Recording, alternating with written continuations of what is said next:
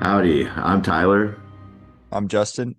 and this is Newbies to Movies, a new podcast that we're starting that is basically to get us to be watching new movies that we wouldn't watch unless we actually put the effort towards going to go watch it. So really how the podcast looks is each week we look over a certain topic or director or actor, and then from there we choose a movie for each other to watch that we have never seen before, and then rate it and then talk about it. And then it can include different rankings if we've watched multiple movies from this person or if we've seen multiple movies during that topic and talk about it that we want to shout out within that. For this first week, we are going over Martin Scorsese, but first we'll introduce ourselves a little bit. Justin, if you want to start. Yeah, my name's Justin. I currently work in finance, and me and Tyler, we oftentimes just talk about movies that we like watching, and we're just trying to dive in a little deeper than the surface level. So I'm excited to start doing this, and I want to learn more. Yeah, my name's Tyler. I work in the Air Force, and yeah, we just like what Justin just said. We talk about movies a lot, and seeing how progressive we can get with talking about them rather than just surface level of, oh yeah, that movie was good. Rather getting into like each details about like specific categories of why we think it's good and specific things that we want to shout out within the movies. So starting off with Martin Scorsese, um, to be quite upfront, we haven't watched probably as many movies about him that we probably should have. Considering he's like one of the goats, and he's the most nominated Best Director um, of a living director currently, which is really cool. Just to shout out some movies by him is Taxi Driver, Raging Bull, The King of Comedy, The Color of Money, Goodfellas, Casino, Gangs of New York, The Departed, Shutter Island, Wolf of Wall Street, Irishman, and Killers of the Flower Moon. Yeah, and we were I was kind of shocked that he only had one Oscar nomination for Best Director. Or sorry, he 10 Oscar nominations for Best Director, only one win. I was kind of shocked to see that, especially seeing all the films in a list. It's like I've heard of all of these before, and I've heard a lot of people talk good things about them. Yeah, for sure. I'm also surprised that he's only won one. That's definitely up to a debate for some of them of why he didn't win, but he also works with some of the best actors currently and in the past. Like Robert De Niro is a common one. Leonardo DiCaprio seems to be in like every movie past like 2000. He's in it with him, so that's also something cool. So Um, what we did was we challenged each other to pick a movie for the other person that the other person hadn't seen. I've seen a lot less than Tyler, but somehow Tyler hasn't seen Goodfellas yet. So I had him watch that, and he chose The Departed for me, which I hadn't seen until this week. So yeah, so we'll start off with just talking about the Goodfellas, which I was challenged to watch that. I've always wanted to. Really never got a chance to, and then went over it. Surprised I never did when I was young because my parents would always watch like what mob movies, but I guess they just never really got around to Goodfellas. Which, looking at it, probably better for me not to watch at a young age. The type of movie that Goodfellas is. Um, but if you listen to any other type of podcast or any other type of movie reviews, everyone refers to Goodfellas as probably like one of his best works. Um, yeah. So it's just a basic overview of what Goodfellas is about. It's based on a true story of about a guy that grew up with the mob, and then throughout that he got in a really sticky situation, and then had to get out of it in a certain way. And it's really interesting storytelling. And if you watch some of his other movies, especially Scorsese later on, you can see how that really like bases the framework of how he does other movies. yeah, Um, definitely. yeah. So I'll start off with my overall rating for Goodfellas, which is a 78.5. This is more like a non-American way of rating. Is how we like to refer to it as of like so like a five is just being like mid, like nothing Yep, really great about it, nothing really bad about it. While like 10 is like exceptional, like comparing it to perfect. some best things. Yeah, like almost perfect. Um, so that's why it's a little bit harsher rating than expected. On a more American rating, I would rate it more like a 90. Yeah. Like definitely No, an that's A movie. Yeah. hmm So just starting off with the plot, I gave it a 9 out of 10, mainly because I think the main events are clear, while the climax itself happens at two separate points. I see a climax happening, and then you could just see how he's obsessed with the feeling of being successful, committing crime, and just pure greed. And then once it gets a little too much and it goes a little too far, you can just see it falling directly for him. You got anything to add for that? fast. What'd you get for it? I I think I agree. I think that's also shown in his cocaine addiction as well. Yeah. You start seeing him getting very jumpy, very scared about every little thing, and I think that's kind of the on the downward spiral. Yeah. Now you could definitely see also like I think it's like the last 10 minutes of the movie, he straight up just says once he's like back in a normal life or like not normal for him, but normal for pretty much everyone else, is that he's like, oh, I just miss the action. He doesn't Hmm miss he doesn't miss like the evil parts of it. He just misses doing something and he doesn't like just a normal life, which it shows because he ends up getting arrested later on and having to get taken out of witness protection program. But yeah. I think the other thing too is that's like a big touching point for a people for the audience a lot of times. There's a lot of people who don't want to live this normal life stuck in their 9 to 5 in their neighborhood. Like some people would rather live that, crime life, jumping around, having fun, the adventure, the action for 10 years than a whole life stuck in what they would refer to as jail anyway. Mm-hmm. Yeah, That pulls that's the what I'm string. guessing. After like I think it was after 6 years of him living a normal life, he ended up committing a crime to try to sell drugs. And so it was kind of like what I guess is him as like a human was just like, I don't care anymore. It's worth it. Just feeling the action. Um, yeah.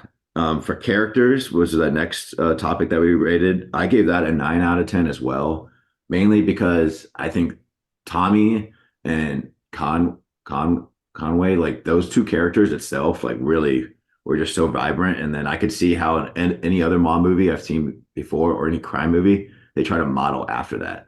And that's Yeah. why it's such a high ranking. No, I agree. They were classic mob boss guys. Yeah.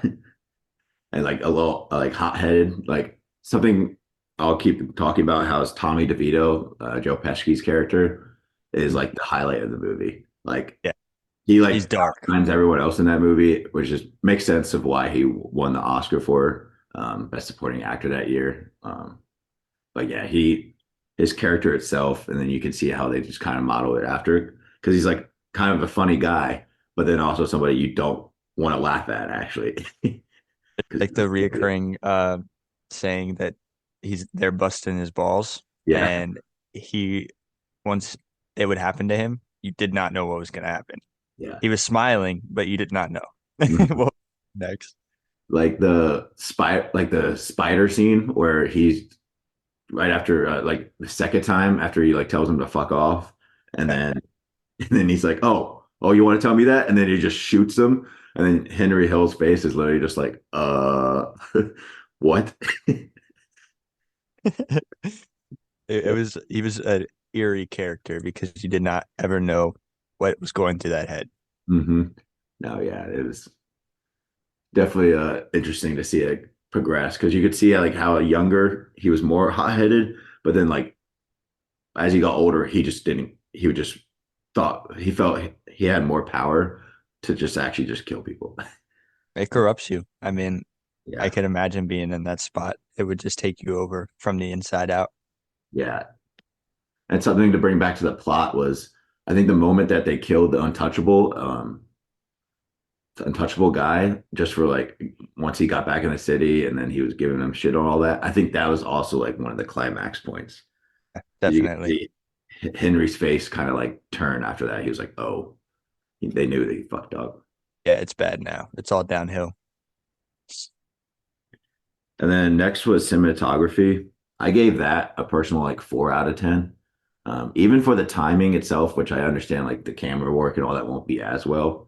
I just feel like looking back at movies in the 90s and even 80s, um, obviously I don't think cinematography was like their main point for it, but I definitely think Yeah. nothing too special, but nothing too bad. Yeah, it makes sense. I didn't see anything that, blew me away. It was some good shots. Yeah, But that's pretty much it. yeah. Now dialogue, I gave that a 9.8 out of 10, almost perfect because something I think Scorsese does really well is he does these natural conversations that are also just outlandish in the way that we would never understand it, but it would make sense for them in their life to have. Exactly. And they used a lot of the, same terms over and over. Goodfellas, wise guys, Yeah, busting the balls. You could tell it made sense on a scene to scene basis. It never felt like these weren't the same guys we were talking to the whole movie. It was always the same mood, the same dialogue, the same everything. yeah. And talking to like people like my parents' generation, a lot of at least my parents, they like sometimes bring up those random words like wise guys, like like all those kind of stuff, like a Goodfellas, like so it's I feel like if that dialogue is brought up even like this far and it affects that kind of a generation, it's probably pretty darn good. And then the next category we went into was movie set design. I gave that like a 7 out of 10. I think it was slightly above average for it. Like even though it was set 10 to 20 years prior to like when the movie was actually set in place Yeah, or came out, I feel like it was nothing too crazy, but like still very realistic to for what it was. I agree. I mean, it was a good city building. I always felt like I knew where everybody was at. The sets themselves, they felt like they changed enough to where I wasn't confused on where everybody was at. Mhm. It was good. Yeah. I think one of the things to call out of why it isn't like higher was probably like the jail scene itself. Hmm. They were just in that one, but they didn't go outside of that, which for the movie itself probably works. But if you want to go like a little extra with the movie set design, probably. No, that makes sense. I mean, who knows what was involved with that too? Could be cost, could be just, you Yeah. know, ability to get to a prison to film. But Yeah. I know what you mean. They were just kind of stuck in that one room, although it was a big room and they were kind of trying to show that. Yeah. It would still be cool to show the rest of the jailmates and everything like that a little more. Um, and then the next one was acting. For me, I gave it a 8 out of 10. Again, I think Joe Pesci was like clearly the shout out in it. And then everything else I think was just above average acting wise. I don't think anything was too crazy good or like and or mid. I think it's just like right in that like above average category for me Yeah. acting wise.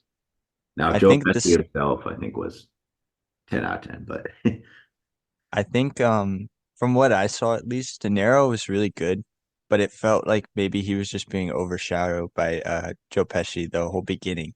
And then I don't want to say, yeah, Joe Pesci's out of the mix, and then Robert De Niro kind of took off there at the end. Like it felt like, oh, okay, this turned into his movie all of a sudden. mhm. Yeah, Thing I I think the noticed. reason why I didn't rate it as high was because I think Ray Liotta's kind of character, Henry Hill, like I think he was overshadowed and like usually a main character being overshadowed kind of shows like a not weakness, but like a little like so like a lower It's a point. negative thing, yeah, Because usually you want the main character to be like the best actor, like just the yeah, best acting exactly, performance for itself. But so he still did great in my opinion, just not like exceptional. yeah, And then for directing, I gave it, which directing, we kind of talked about it off the podcast, was more so like the flow, how Scorsese himself decided to like direct it and not having any too many low points in it and having it always progress. For me, I gave it a 7.5 out of 10. Again, to where I think it's above average. I just don't think it's the best way he's directed that I've seen. yeah. Um, like especially the flow. Like there's some points into it where I'm like, I don't really get. why he's deciding to go like or adding some parts into it. But what do you think? I agree. I at one point I was sitting there and I was like, I feel like this movie's been going on for 2 hours and I'm 45 minutes in and I Yeah, don't know where it's going at this point. Like I don't know what's coming next, which is good sometimes, but I wasn't on the edge of my seat to know what's coming next. It was like I was just sitting there. I got all the backstory and everything. And then now what? exactly. Yeah, I definitely agree. I think you could see some of his later movies that he kind of fixes some of those points, but then some of them seem to drag on a little bit further, which we can get into a little bit later. Yeah. Uh, Now for soundtrack, I think I gave it a 9.2 out of 10, very specific because I don't think it was like into that higher echelon of like 9.5 or higher, but I still think it was like very, very unique and good soundtrack. Yeah. Because I can hear like how that same type of music is now used into mob type of shows and movies today. Just like, Yeah. Yeah. I heard Sunshine of Your Love by Cream come on at one point. And I yeah. sat up in my chair and I was like, it just sounded like the whole movie got way louder all of a sudden. I don't Mhm. know, maybe it was the TV I was watching it on, Yeah. but it felt like I don't remember what part that was. I think that was when they killed the untouchable in the bar or something like that, or right after they did it. And I was like, whoa. I sat up. I was like, that was maybe that was signifying like a turning point or something like Hmm. that No, because I it definitely sounded think it louder. was. Yeah. Yeah. No, I think that again, like having those key points, because even when he's on that chase scene, um, Hmm. which it's wondering or not if he's actually being chased by a helicopter because he's on drugs, because and instead his babysitter, who he decides to smuggle for him, another really bad choice, really bad decision making there. Um, the music also heightens up throughout that and like paces at the beat of like his heart. I feel like because like he's just on cocaine, so he's just like his heart's just beating really hard, but like the music's also beating with it. Yeah. No, that's good because it makes the audience also feel that intensity. Hmm. No, yeah, for sure. And then I don't know an aside subject, but you brought up the babysitter. I thought she was a rat at first. I thought yeah, she was selling them out. Maybe she was, and we just never got there. But at first, it seemed like that. I feel like her as a character itself was just more so a sign of like how he was just so he was going beyond like what he was capable of and just trusting somebody that he had no reason to trust, like absolutely no reason. And then it turned to be his downfall, which makes sense. I mean, It was the same with the girl at the crack house. yeah, Like you just definitely shouldn't be trusting a coke addict to do your coke. yeah, no, yeah. You can see where it lapsed in judgment because based off of like what he grew up with the mob, they had like more strict rules, and the reason why um, what seemed like a more father figure than his actual father, Paul, of Hmm. why he told him to get out of that after prison, and then he didn't listen, and then seemed to He be a knew what was best for downfall. him. Yeah, which Paul himself, it seemed to be a really downfall of himself of being so trusting to Henry and so loving of him he probably looked at him as like a son too. Which in reality, I think any other person that he didn't look like at that, he probably would have killed already. Yeah, no, So definitely. you can see how lapse of judgment from both of them just for greed and then love from Paul himself. Yep. Now, the theme, which is just like the overall concept of the movie, like what it's really about, I gave it like a 10 out of 10, mainly because I think every other mob movie after this really models after Goodfellas and like uses it as inspiration. Just like how The Godfather and Goodfellas, I think, are looked at equally when people are trying to make a mob crime kind of movie. Everybody always talks about those two. Yeah. And they really, I couldn't imagine giving it any lower score than 10 out of 10 just because of how much framework it's used for other movies, Yeah. which you see No, in I his definitely later agree. movies. Yeah. Yeah. I'm still yet to watch The Godfather, but those two are the ones everyone always brings up and the stereotypical, Italian mob guy. It's Yeah. those two that they're looking at. Yeah. And then, yeah, because then you can see an Irishman, how it's really modeled after that as well. And then it's just interesting storytelling wise of it. And then lastly, the last thing was editing. I gave it a 5 out of 10, mainly because I just think it did what it did. There wasn't anything crazy. Again, like talking about some low points that it could have probably either like snipped a little bit out of, or some parts where you're like, I don't really see the point. Hmm. But yeah, So what was your overall score you said? uh, 78.5. 78.5. Okay. We're going two decimal places. All right. So overall, you thought this was a really good movie. Yeah, I thought it was a really good movie. I could see why. Like on Letterbox, I think it's like a 4.5 out of 10 or out of 5, which is crazy score on Letterbox. And then everyone refers to it as like the best movie in 1990 and all that stuff, and I can see why. Yeah. Let's see. It's got a 92 out of 100 on Rotten Tomatoes. Oh, sorry, 94% on Rotten Tomatoes, 8.7 on IMDb, and 92 out of 100 on Media So yeah, pretty good scores all around. I mean, you know, typically they translate over from each website about the same, but Hmm. especially being out this long too, having and keeping good reviews like that is pretty good. Yeah, no, for sure.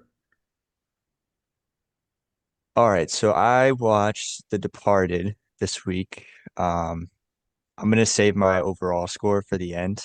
Um, and I'll just go through each category the same way you did. The Departed is a crime story about two cops. It follows Billy Costigan, that's Leonardo DiCaprio's character, and Colin Sullivan, which is Matt Damon's character. One of them is working for the mob and is a cop, so he's a informant on the inside, basically for the mob. And then the other way around, Billy Costigan is an undercover cop working for that same mob and the same mob boss. Frank Costello is Jack Nicholson's character. Um, so for the plot, I did a 9. I thought that the duality of man proposed with both Leonardo DiCaprio and Matt Damon was really interesting. You know how one man can do both evil and good in the world, and I think they both embodied that perfectly. It was a cat and mouse kind of movie. You're constantly on the edge of your seat, getting chasing these guys around, trying to figure out what's going on. If anybody's going to get caught was like one of the biggest points in the movie. They were going after each other and they didn't even know who each other was. Yeah. Um, and it also explores identity a lot. You know, Leonardo DiCaprio throughout the whole movie couldn't tell if what he was doing was right or wrong. Um, and actually, I'll just take that right into characters. I had put a 7 for them.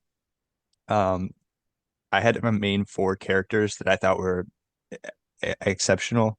And then Mhm. after that, I felt like that was kind of it. Every other character felt a little one-dimensional, but I know that's just because there was a lot going on. It wasn't necessarily because of the acting or anything like that. It was just because the focus was on the main four. One I really liked, but I don't know if anybody else talks about. So obviously, Leonardo DiCaprio's character, Billy Costigan, he was a very sensitive guy and he felt trapped. Yeah. And he felt like he was often walking the line of morality. He didn't know if what he was doing was right. He didn't know if he could kill somebody. And he didn't know, he felt lost as a person. He didn't know who he truly was anymore. Colin Sullivan, Matt Damon's character, he was like a deception artist, but he was very ambitious. I said here in my notes that he flew too close to the sun. Mhm. He was really trying to dive into that. Frank Costello was Jack Nicholson's character. I mean, just scary as anything. He Yeah. was an power hungry egomaniac, groomed kids to, join him. And Mhm. it was kind of like you were talking about with Joe Pesci's character. I had no idea what he was going to do at any given moment. No, yeah. Um, I think the characters are great, but like you said, like other than like I would say four, they're very one dimensional. Now, one one-dimensional character that eBay shout out that I don't I think it's great that he's one-dimensional is Sergeant Dingham, which is Yeah. Wahlberg's character. Like he Or maybe like looks like he's one-dimensional and he's just like a hothead guy, but holy crap, I think this like he's such an interesting character and like he just Mark Wahlberg kills it. And yeah, the whole movie, I'm sitting there and I'm like, this guy might be undercover too. Like he might be working for the mob. This guy might be. And I was like, with him, I don't feel it. Like he's straight up just like, oh yeah, he's like a true yeah, blue like blood. yeah, he was like yeah, I'm American and I don't fuck with the mob. And you could be like, yep, I believe that. He There's was nothing against. hardcore. Yeah. He was awesome. For cinematography, I gave it a 7. I said sometimes there were some really hard and aggressive visual cuts, which gave the audience eerie feeling during tense scenes. I think about the scene with Billy and Frank when they're in the restaurant and they're Hmm. sitting at the table and he's trying to find the rat. Obviously, Billy is the rat, but he's trying to get him off his back. He doesn't want to get killed. Yeah. Uh, it was very hard camera cuts, which gives the audience the feeling of like yikes, just Yeah. kind of subconsciously. It's not like a you know hard thing, but um, it made the plot and the viewership feel really messy, which was a good thing. Hmm. Uh, I also was gonna bring this up to you. I've seen like this theory going around that if a character had an X go over their face, like an actor's face in the movie, it signified that the character might die. That's Really? kind of interesting if that was on purpose. Yeah. Interesting. Do you know? No, I haven't seen anything about that. I've But seen there's like a YouTube theory video, but basically anytime an X crossed over a character in a movie, they were about to die. oh wow. The only one that was different was Frank in the beginning of the movie. He's walking in like the mechanic shop or something, and the X crosses over him. It doesn't happen like close to his death, but Yeah. that might signify that, he was like already a dead man and he knew it. Yeah. Um, who knows? But I just thought it was interesting. You have to read about it. Yeah. No, I think the cinematography is definitely improved. Like you could see from Goodfellas to this, especially with like the cuts into it, like what you were talking about, like adding an intensity within the camera rather than just in Goodfellas, it doesn't really do that as much. So Mm. it's cool to see how he like improved specifically within that film from film to film of like being able to cut like that. Yeah.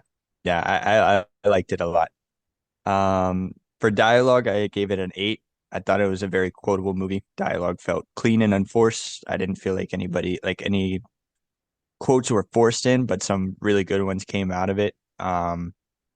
I felt like there was often hidden meanings involved with some of the dialogue, especially, the whole cat and mouse game. When people were talking to other people, it felt like, okay, this is weird. Like, for instance, when Colin Sullivan, I think he was talking to his new unit that he put together at Yeah. the police, and he was talking about a rat being potentially in their group. Yeah. And I didn't realize it at the time, but like on upon a second rewatch, I didn't rewatch it, but like going back and watching some scenes, the other guy, I can't think of his name. He was also, He was the other rat, right? yeah, he was the other rat.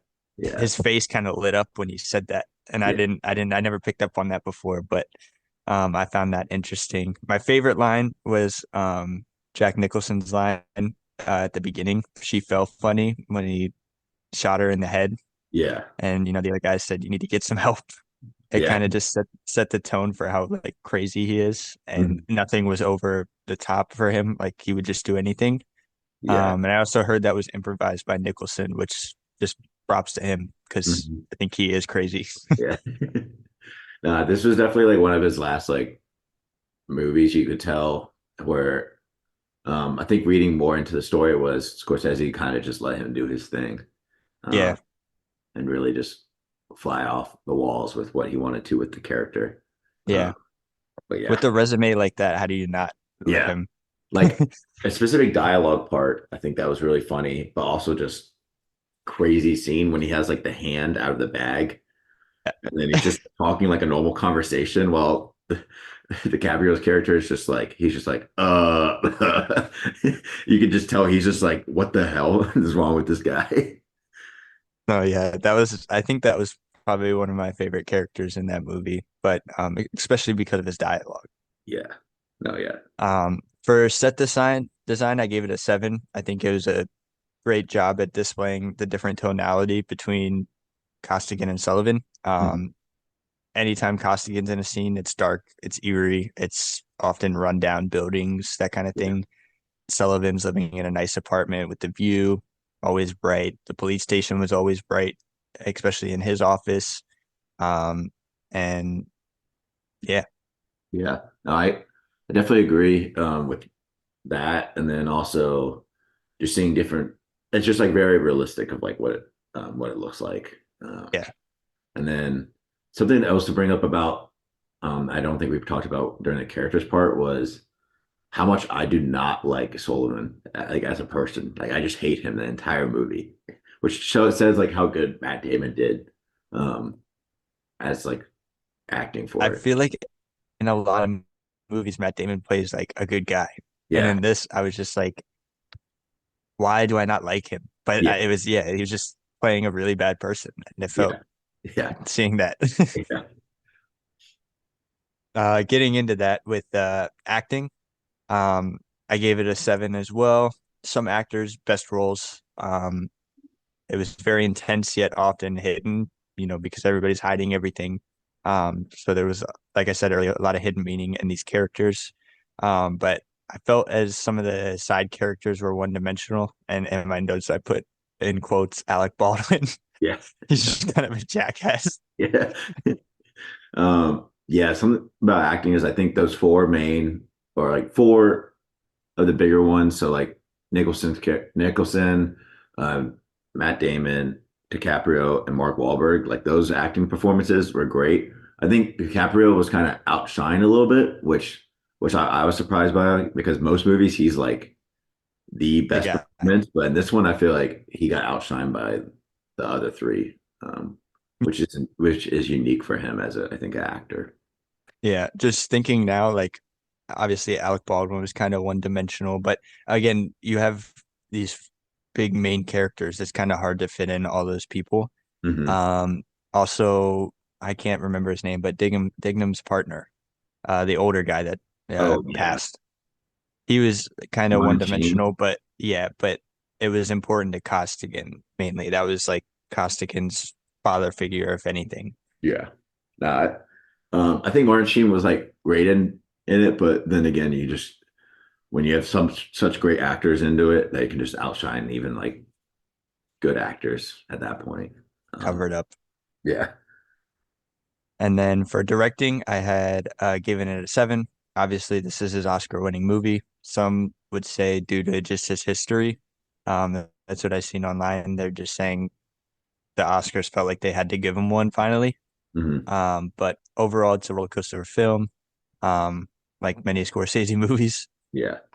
Um, I did read that it was based off Internal Affairs. It's a Chinese movie by Andrew Lau and Alan Mack. Uh, it People were saying online that it's a very similar plot line.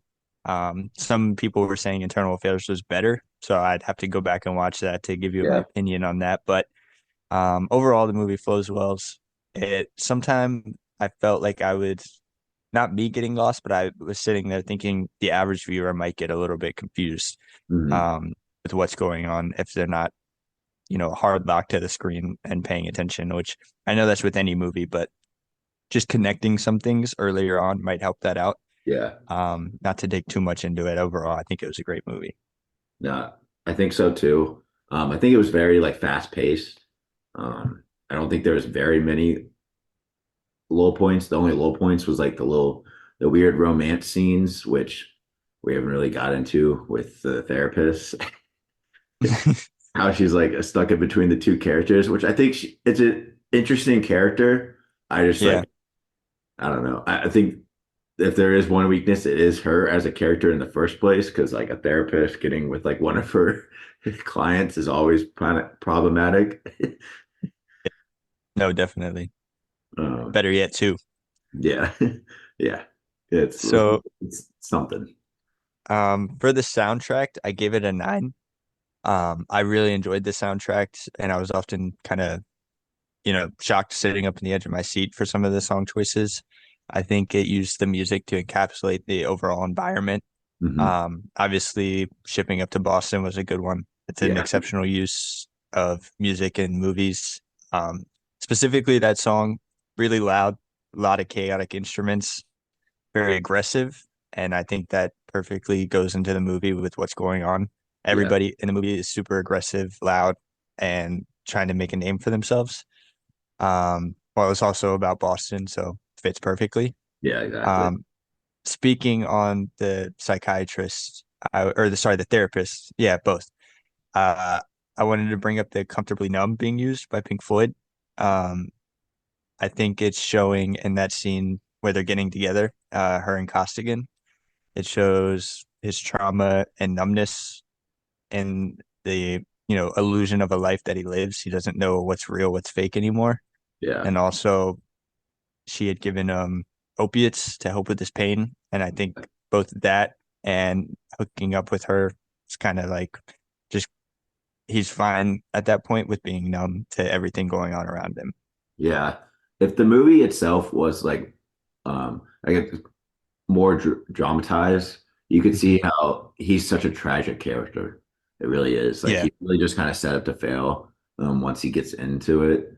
Um, yeah, and then in a way where she is a strong character is that she kind of in another world they probably would like if they met in a different circumstance they probably would have ended up with each other because there's like you could just tell there was more connection with them than there was with Sullivan. Like her and Sullivan's connection was more surface level while their connection was a lot deeper. It seemed Yeah. like I think that's shown too because there's never any scenes with her and Sullivan really close to each other besides like a hug and kiss here and there. It's yeah, never like any deeper than that. You never see any deep conversations between the two of them. It's just kind of surface level they're together. yeah, it's just like constant like flirtiness to where like it seems like they're all it is just like they're just attracted to each other and they just flirt while like the They Costigan, have, she gets more deep level. Like, yeah, they really feel like they understand each other. hmm. So for theme, I gave it an 8. I think there's lots of moral ambiguity in this movie, and corruption, obviously. And there's the constant playing of deception and identity, people trying to figure out who they are in this crazy mess of a fight, basically. And I think there's a lot of blurred lines between loyalty and betrayal.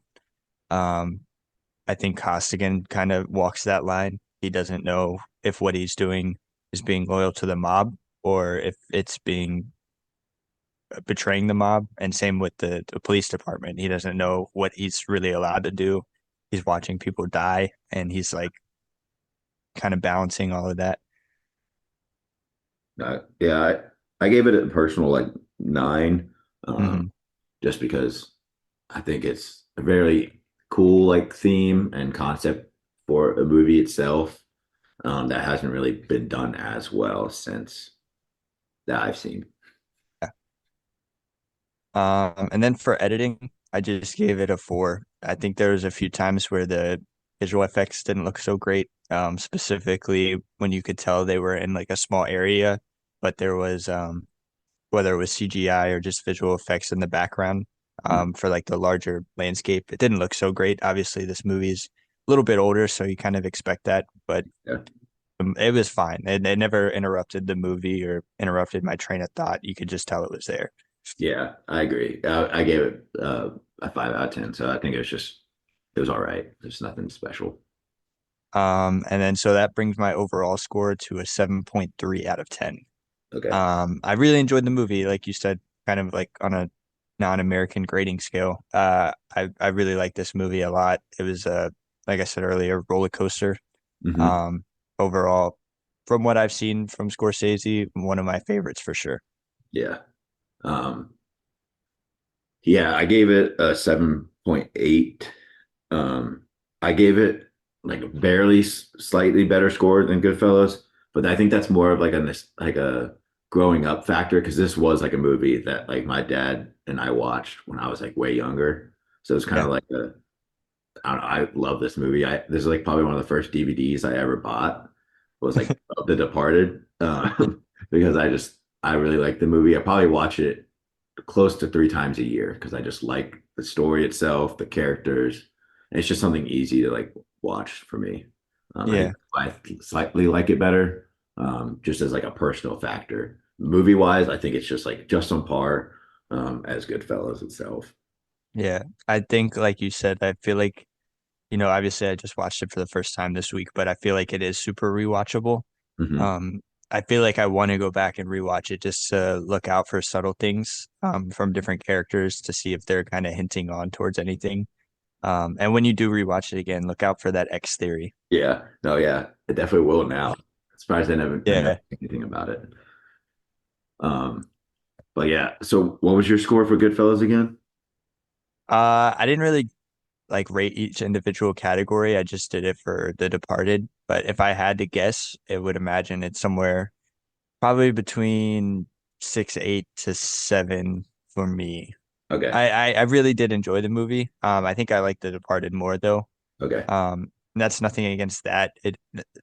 Goodfellas at all. It's just, this movie, I think it had a little bit more, how do you say it?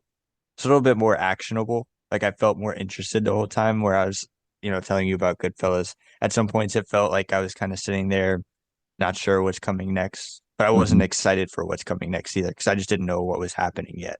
Yeah, Yeah.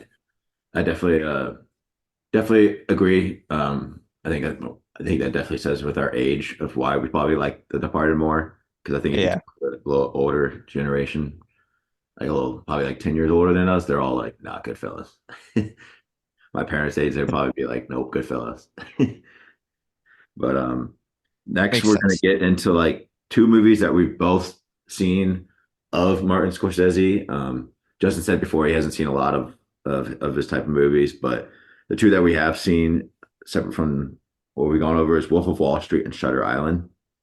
Starting off with Wolf of Wall Street, again, you can see in the storytelling from Goodfellas and The Departed where he really likes from like a perspective and like jumping between characters.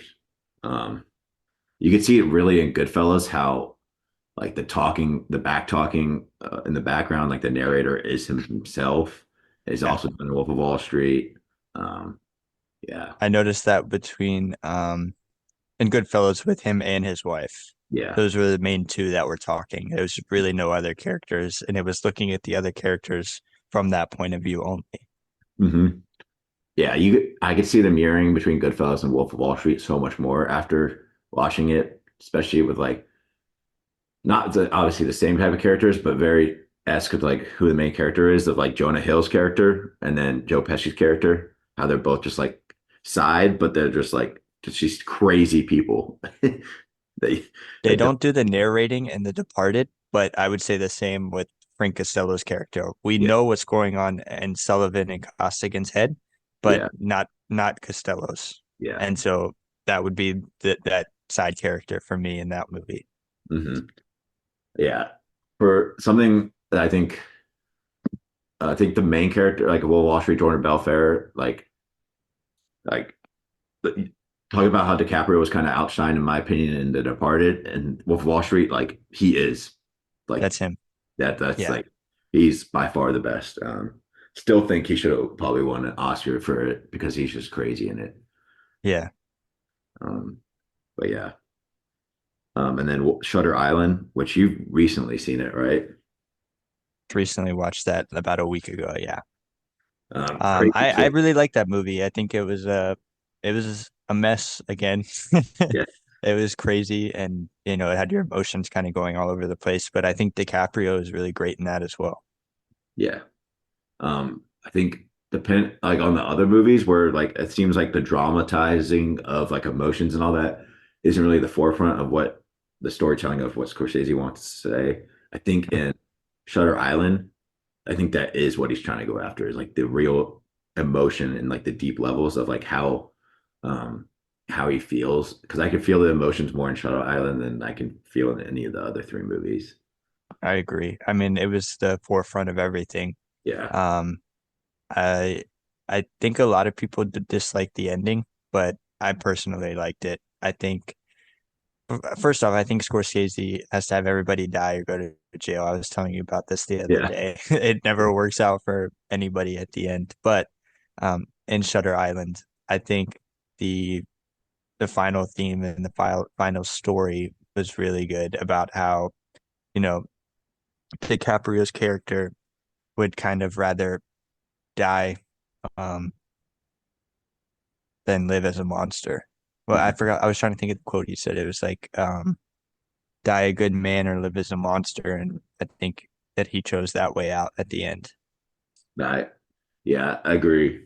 Um, yeah, it's been a while since I've seen Shutter Island specifically, but I just remember I came into it not knowing the twist, Yeah. or even knowing that a twist existed. Hmm. And then also like you walk into it and you think it's like kind of like a horror movie-esque.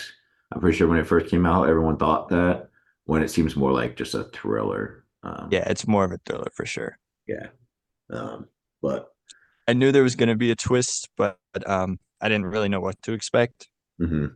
So when I got about halfway through the movie, I was kind of like, okay, I think I know where this is going, but still super enjoyable for me. Like it didn't change anything about how I felt about the movie.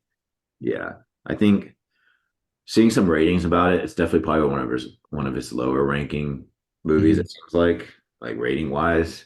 Um, which I think that probably just says how people feel about the twist more than anything. Some Yeah. that really don't like it probably rate it really low. And they think Yeah, it's I know some people feel that the twist carries it too hard, but I didn't think so. I thought a lot of the themes, played themselves just like in all of these Scorsese movies we've been watching. mhm. Yeah. And then some other ones that I've personally seen that I'll talk about real quick is Gangs of New York. Another movie that is really like when people are rating it very on the lines of like either people really get it or they really don't, and it's probably not rated that highly. I like it for the most part. If I had to give it a quick rating, I'd probably give it like a 5.55 out of 10. Um, just because I think there are just some low points. It's a very long movie. And then as well as Daniel Day-Lewis is in it, and like he does in every single movie he's in, just steals the show. And like every other character just seems like on a lower level than him. Um, yeah, it's an interesting thing about New York.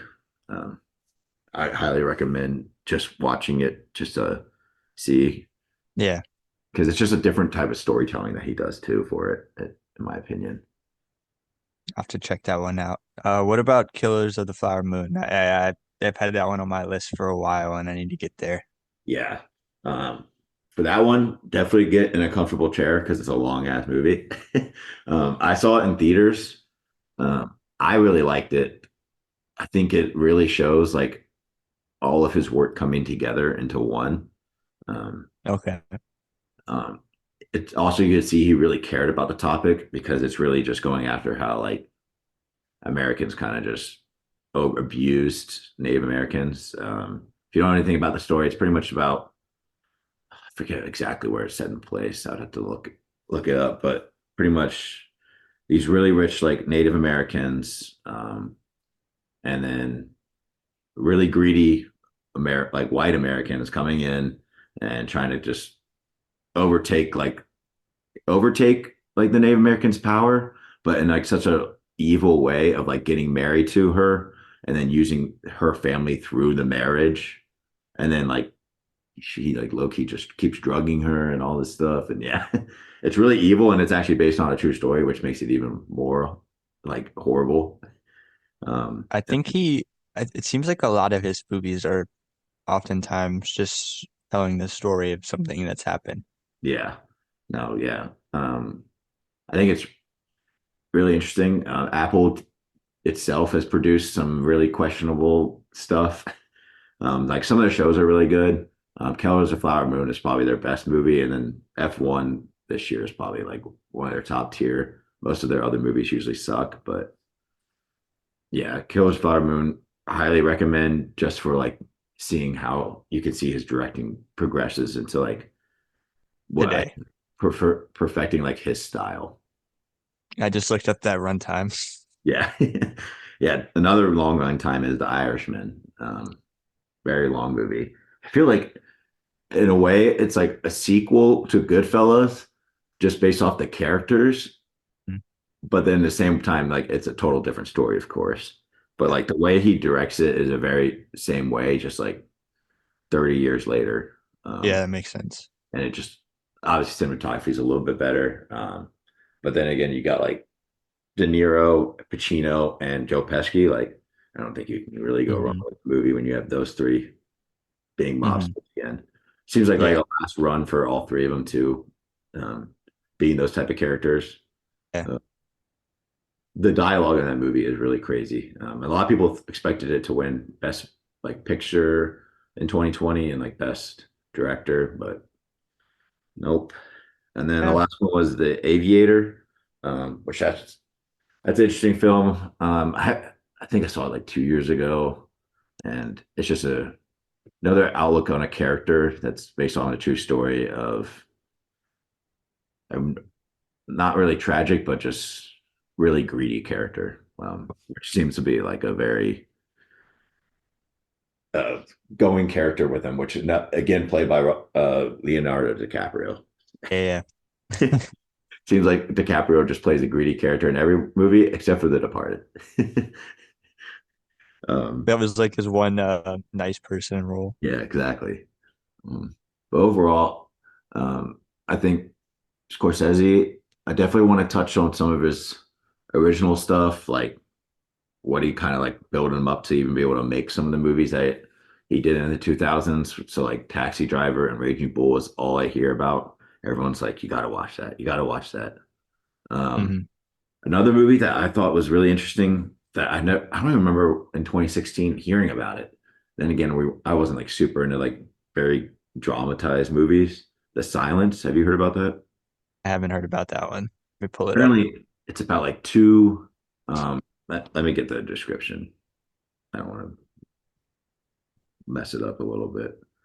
I've got when the world is under attack from the creatures who hunt the human prey by sound. Is this the right? Oh, this is 2019. Yeah, Silence, Martin.